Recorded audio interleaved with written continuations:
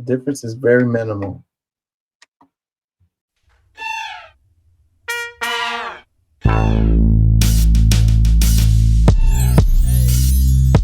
To explain the Houthis in Yemen, they're the ones that I was talking about. Said that they threatened to cut the fiber optic cable. So I wonder what kind of security can you do?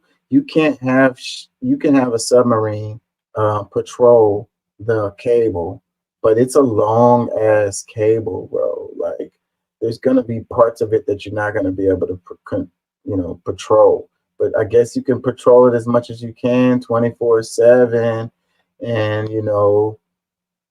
that's the only deterrent that you would be able to do, really. It would have to be a warship too. It'd have to be a ship that's capable of administering weapons, because otherwise, what would be the point? If it's just a monitoring system, then by the time somebody can get over there to stop the person from cutting the cable, the dude didn't already cut the cable. Anyway, so this video should be about Yemen and the Houthis. Of warriors.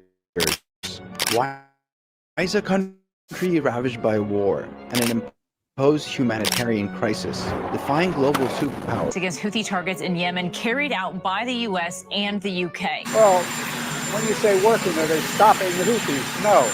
Are they going to continue? Yes. to support Palestine through military action? Are they stopping the Houthis? No. Are they going to continue? Yes.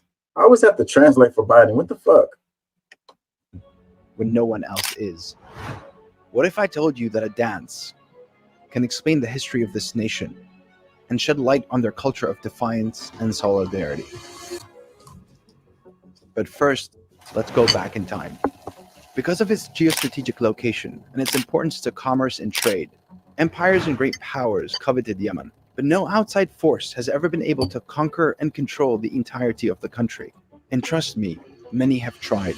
In 2524 BC, at the height of its empire, the Romans sent an expedition to take over what was known back then as Arabia Felix. They were met with harsh desert conditions and fierce resistance by local tribes. The great power of the time suffered heavy losses and left in defeat. This is a lesson no one seems to learn, including today's powers. From the Ottomans to the British, every foreign ruler was met with rebellions and revolts from the Yemenis, and eventually, always driven out. British High Commissioner Sir Humphrey Trevelyan was leaving this troubled land for good. South Arabia was about to be transformed into the independent People's Republic of South Yemen. The Union Jack was dipped for the last time on these inhospitable shores. The National Liberation Front geared themselves to take over. In 2014, the Houthis, a group of predominantly Zaydi Shias from the north, deposed the government in Sana'a and took over after years of opposition. But regional powers, some backed by the West, responded by unleashing a devastating war in Yemen. The war and the humanitarian crisis it caused killed hundreds of thousands of people. Yet 10 years on, as history has shown us repeatedly, no one external power can crush and subdue this entire nation. And nothing captures the spirit of defiance more than the Bara, the Yemeni tribal dance of war. To the fast beat of drums, men perform their steps and moves in unison while brandishing their weapons, most traditionally the jambiya, a dagger that is a symbol of honor and the Yemeni warrior culture. The ancient origins of the Bara come from battle, often performed to signal the invasion of an adversarial tribe, and it was meant to prepare warriors to fight. It is the OG hype dance. The Bara today is at the heart of Yemeni culture, performed at weddings, important events, and for guests of honor. But the dance tells us something else about Yemen, the importance of tribes in society. Tribes are the foundation of communities and define most social relations within much of the country. Depending on the region, each tribe has its own identity, customs, and by extension, its own version of the Bara. This reflects the beautiful diversity of Yemen. But as these identities intersect with religion, sectarianism, and politics, they also have produced differences that have fueled divisions and embroiled the country in decades of infighting. Despite this, there seems to be one thing most Yemenis can agree on: their love for Palestine.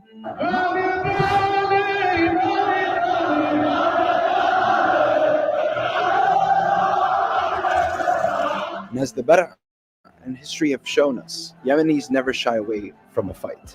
Rooted in their shared Arab and Muslim identity, Yemeni solidarity with Palestine also comes from the justness of the Palestinian cause as a fight against imperialism that has for centuries also plagued Yemen. رسالتنا للعدو الأمريكي الإسرائيلي إنه مهما حصل من تحديات في البحر الأحمر ومهما عمل من إجراءات تعسفية ضد القوات البحرية اليمنية فهذا لن يخيفنا ولن يرهبنا ولن يوقف من عزمنا وصلابتنا تجاه موقفنا تجاه القضية الفلسطينية. As Israel's war in Gaza raged on, the Houthis took action, and many in the country rallied behind them despite their differences. They decided to hit the global economy. See, Yemen sits on one of the main arteries of global trade, the Bab el-Mandeb Strait of the Red Sea. 12 to 15% of the world trade passes through this route, and when it is closed, it can destabilize the world. Normally, a trip from the Gulf to the UK would take 14 days, but when this route is closed, it takes ships 24 days to travel around the southern tip of Africa. Knowing very well the economic impact, the Houthis targeted ships headed to Israel through Bab el-Mandeb. The military operations aimed at squeezing and isolating the Israeli economy, which was already under a lot of pressure. As a consequence, shipping prices rose, and companies avoided traveling through the Red Sea for fear of the Houthis. And so Yemen, a country deeply impoverished by war, brought the world economy and the West to its knees. نفذت القوات البحرية في القوات المسلحة اليمنية بعون الله تعالى صباح يومنا هذا عملية استهداف لسفينتين إسرائيليتين في باب المندب. Undeterred by threats from superpowers, the Houthis continued. From these ships, they broadcasted to the world this culture of defiance. And as you might have guessed, they were dancing the bara, the Yemeni dance of war. Yeah. Get on that ship and start dancing. Those images captured the hearts and minds of the world because no other people or country was willing to militarily intervene for Palestine as Israel was conducting its genocide.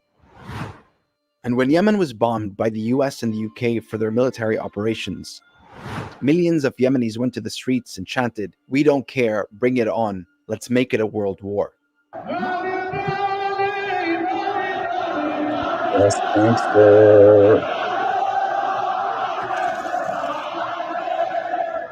There's no fight Yemenis are willing to back down from. And they understand that war is the extension of politics, whether it is deploying military operations as a form of economic sanctions or showing Western hypocrisy that is willing to act and bomb for cargo ships, but not to stop a genocide.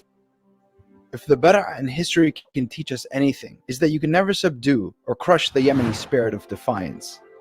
These powers are picking a fight with the wrong people because Yemen is a land of warriors. My name is Salim, and I tell stories that connect. Those guys been warring forever.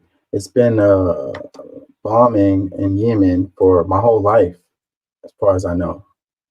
And these guys are used to it. Like, war is life for them. So, yeah, that's pretty damn gangster to go up against world powers and be like, whatever, bring it on. You know, that's gangster as hell.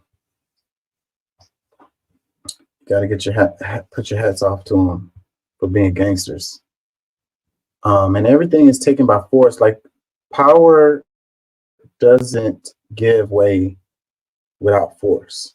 You know, it takes force to conquer. Like, it takes force to make change. It takes force to win. Like, the powers that be aren't going to stop doing what they're doing without a powerful force stopping them, bringing it to an end. They're not going to just be like, oh, we was wrong, so we're going to stop doing what we were doing. Like, it never happens that way. And when history tells you that that's what happened, it's a lie. It was force that caused them to stop. Something made them stop. Someone made them stop. They didn't just give in and say we was wrong and we're just going to stop doing it. We're sorry, our bad. We're just going to give you your land back, and we're just going to free you slaves. You know, we know we was wrong for what we were doing, so we're going to just, no, that is not how it happened. It says,